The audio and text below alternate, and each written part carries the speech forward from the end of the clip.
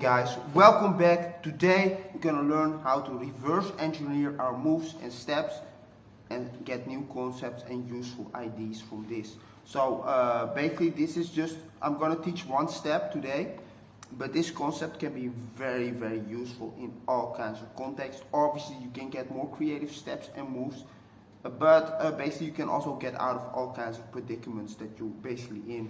I'll explain in a second. So today we're going to use a little move I call the leg swoop. This is a well-known move. If you don't know it yet, it looks something like this. I make a little Zulu spin, swoop the leg. See? My footwork. There's all kinds of uses for this. I also use this basically to fall into my onto my back or onto my back rocks. So same move, right? I make a Zulu spin or whatever, it doesn't matter. Swoop and move my back, right, and go out or in. So a very well-known move. If you don't know it yet, don't worry, I'll explain it. But obviously this move exists and it's pretty well known. A lot of people use it. I myself love to use this one also. So what do you do? Very simple. Start on both hands like this. Swing this leg all the way around. That's the illusion that this leg swoop does the work. But in reality, you lean on the front knee. And because you lean on the knee, you can simply pull that leg on and you will fall to your side like this. Or if you're very fast, you stay up. But that's the idea. So, here, don't lean on the foot, but on the knee. And because you lean on the knee, you just pull your feet away and boom, you fall to your side or in your back rock or whatever you like, right? So here, obviously, you can go to your back or whatever you like and find cool uses to this. Super easy move, well-known move also. Obviously you don't have to fall to your back. I don't want to stay up, whatever, do this multiple times, yada yada. So when I'm talking about reverse engineering moves, this can be a cool concept in itself, right? You reverse every step of the 5 steps to get something else, as an example.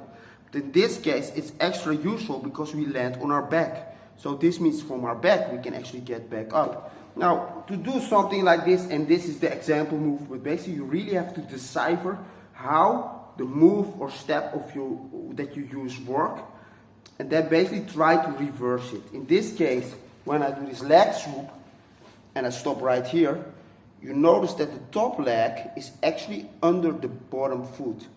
So to reverse this move from my back or whatever I am, I just make this little swoop. It's the same sort of swoop, but this time I swoop my leg under my foot like this. And as I'm sweeping, I'm also leaning back to the feet, so I can basically get back to the same position. So basically what I now can do is many things. In this case, let's say I'm doing this, but I can also simply go back, right? Do the other side also to get concepts, or do this multiple times, many ways. See, basically you already get new moves by thinking like this, new concept, new ideas. But you can make this work for you. For instance, like I like to use this leg swoop to fall to my back, right? But if I'm on my back, obviously I can use the same concept to get out of it, right? So basically this is a way out of my back rocks, out of my backspin, out of my whatever move is on my back. So I found also a new transition out. And for people that new to breaking, or basically maybe you don't understand this, it's like as you are jamming, as you're ciphering, as you are battling, it needs to sort of stay fresh. You can't all the time repeat the same move. There's no point to that. If that was the case, then everyone with a killer head spin could just do a head spin over and over and over and win every battle. No. You can use the same concepts, but you have to keep it fresh and do it in different ways, yada yada. And obviously, like I just explained, you can basically let this work for you to find new ways out and in or from your back. Or if this was an example, but let's say you find a cool transition towards your bridge, right? Okay, cool. And then basically what you can do is actually reverse this process and find a cool transition out of your bridge, right, like that. So that's the way it sort of works. As this is the example file, you know, you already see how it kind of can work for you guys. So let's say you're in the backspin, just as a quick example, right? All I have to do, I'm spinning, but I'm crossing my legs, and I'm actually back to the footwork from backspin or whatever position I like. So yeah, guys, that's the whole concept. Try to figure out how transitions and moves work, and try to see if you can maybe reverse it. If you're very high level, this means you get all kinds of control in your moves. Obviously, you can also reverse engineer moves like whatever, air flare 1.5, and reverse engineer it back up. Of course, there's always these concepts, but this is a very high level, and that's not for everybody. But with footwork, there's many possibilities here, right? So try to figure it out. So I'll just explain the move one more time slow so you guys can use it.